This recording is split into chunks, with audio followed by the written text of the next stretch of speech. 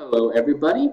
If you're tuning in here, this is a short video to tell us about the strangeness of Beowulf as a poem, and that's what we're doing for the next few due dates here.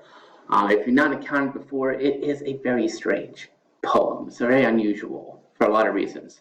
And so, if you did the last bonus homework assignment, I asked you a couple of things like what are the good things in life and what makes a good king. So the good things in life, I assume people are going to say things like, oh, good friends, good family, memories, happiness, maybe getting a house, nice car, a couple kids. And why do people go to college? Mostly to get those kinds of things, right? Live a decent middle class life. I mean, that's why guidance counselors tell you to go to college. And I also asked you to think about every fairy tale that you had seen and what makes a good king in a fairy tale. And again, probably the most common answers, especially if you grew up on Grimm's fairy tales. Kings are supposed to be wise. They're supposed to be just. Sometimes they're handsome, but they're good-natured. They're benevolent. They're good kings. Wise, justice, temperate. These are sort of virtues that make good kings in fairy tales. And the reason I asked you to think about that is because that is not the kind of thing that makes a good king in Beowulf. And you would find this out just by reading the very first stanza of this poem. We read about Hild Chieftain, this founder of this the tribe of the Danes. What makes Hild Chieftain a good king? Well, he's bloodthirsty. He kills invaders. He's the scourge of many tribes.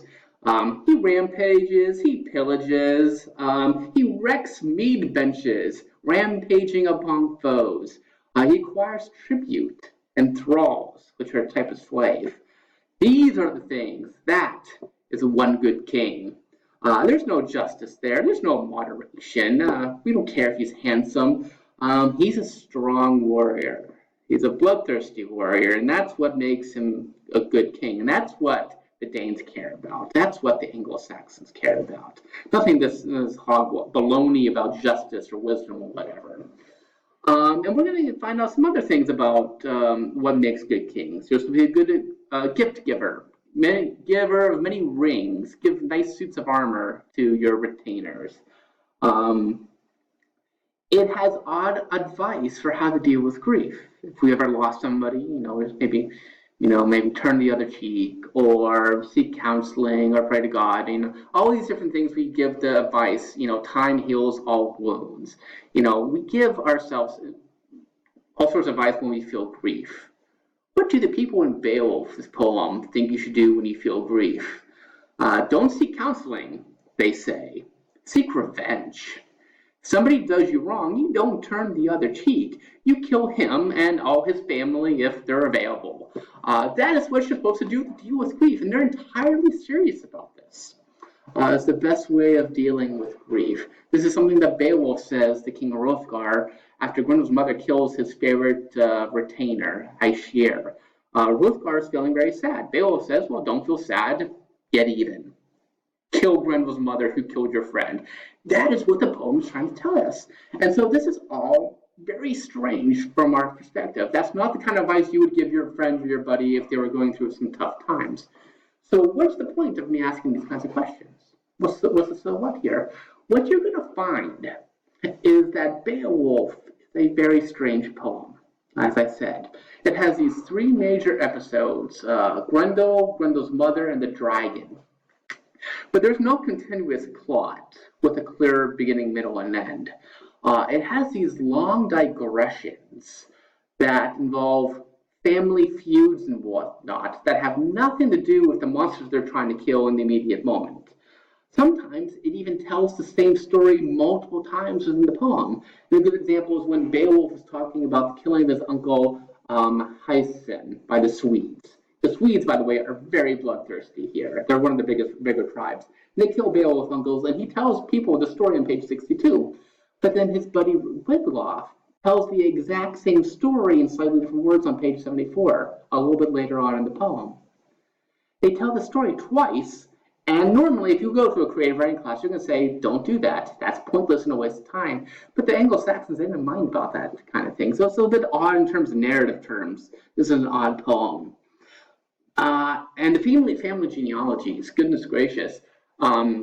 If you get confused by who's the son of who and whose uncle and nephew is whom and which, you're not alone. It took medieval scholars decades to figure out these family genealogies. If you want a quick link, I think there's a family genealogy tree at the very end of your PDF, but you don't necessarily have to know all the ins and outs of that. I'm not recommending that.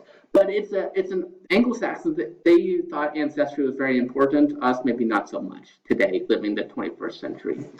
But even more to the point, Beowulf is a strange poem because it's not about us. And that's kind of why I am starting you guys off with like the Hook and Mork and Mindy, because even if you've not heard or seen those stories before, they're relatively familiar to you in terms of cultural context. Hook from the 1950s, Mork and Mindy from the 1980s. So at least if you grew up here in the United States, it's not that weird. It doesn't make those stories don't make that many demands on you. That is not the case with Beowulf, which was written over 1,000 years ago, maybe 1,400 years ago. We're not quite sure, actually.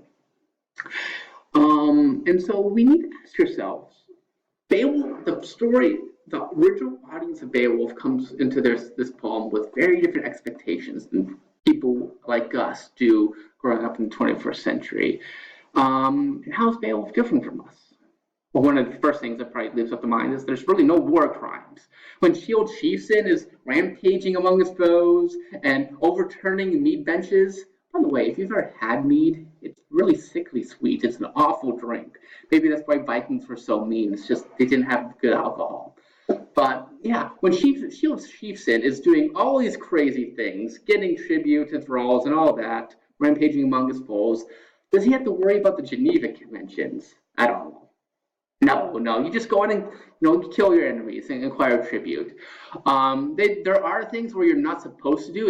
It's bad manners to kill the innocent, but it's not really a war crime. It's just like, oh, you probably ought not to do that. You don't get honor by doing that. And they do talk about a Queen Maudrife in the poem who kills people just for fun. And it's like, well, you probably ought not to do that, but there's no war crimes. There's no, bringing her up on charges or anything like that. So you don't get that in the world of Beowulf. Female characters, you're going to notice there aren't a whole lot. It's a very guy-heavy poem, and what are all the guys doing? They're the warriors. They kill people, kill monsters, whatever the case may be. What do the women do? Well, if you're a queen, you might get mentioned by name. If you're the top woman in your society, you might get a reference by name. But even the queens, they are cupbearers. They're serving their lieges as they're drinking mead in these Viking longhouses that they live in. Women are supposed to grieve. When you have a heroic warrior society where all the men are fighting battles, a lot of them die. Women live on, and they're like, well, I have to mourn my husband, my brother, my uncle, because they just died in this war. So you get a lot of grieving women in Beowulf. You get a lot of cupbearers and serving, but you don't get women in the other rows. And then of course you got Grendel's mother, which is she's got her own thing going on. So you don't get a lot of women in Beowulf either. Likewise, there's no lawyers in Beowulf. So what happens if somebody does somebody else wrong?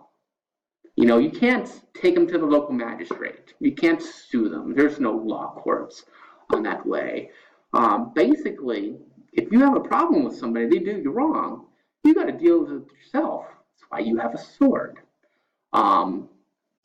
Sometimes they can pay you money for the thing that they've done you wrong for. So if you kill somebody's cousin and you're like, you know what, I'm mad, I'm going to kill you unless you give me money. And they would pay that money sometimes. It's called the blood price. It's called Weirgild. And that's one way of settling a dispute. If the victimizer voluntarily pays that Weirgild. If they refuse to pay it, and they might, because it might be a lot of money, starts a blood feud. So my family attacks your family. If you know the story about the Hatfields and the McCoys, that's a very famous American family blood feud that happened in the 19th century, Hatfields and McCoys. It's the same thing in Beowulf, and they're all over the place in this poem. And finally, obviously, there's not a democracy in Beowulf. People don't settle political disputes by voting about them. They have kings and they have warriors, and that's pretty much how things go. So there's a lot of things that are very strange about this poem, at least from the perspective of somebody in the 21st century. Um, and that's the key thing to understand about this poem as you go through it. All those good things in life that we talked about, a house, car, 2.2 kids, going to college, you can get a good job. Those don't matter to the people in Beowulf whatsoever. They're not a glimmer in their eyes. They care about honor and prestige and having glorious songs about their names sung by the Scops for years on end. They don't want a middle class life. They don't even know what a middle class life is. But that's partly what makes a poem like this so interesting, because they're not about us. So if you think human nature is relatively the same throughout the centuries, we're all human, we're all the same kind of nature. What is it about the world of Beowulf that still speaks to some people like us in the 21st century who don't have that kind of lifestyle at all? And that's one of the things reasons people find a poem like Beowulf so fascinating, because it's so different. And yet, human nature being what it is, it still talks about things that potentially, matter to us, but don't have an outlet in life as we know it. And so it's an odd poem. That's all I got. Thank you.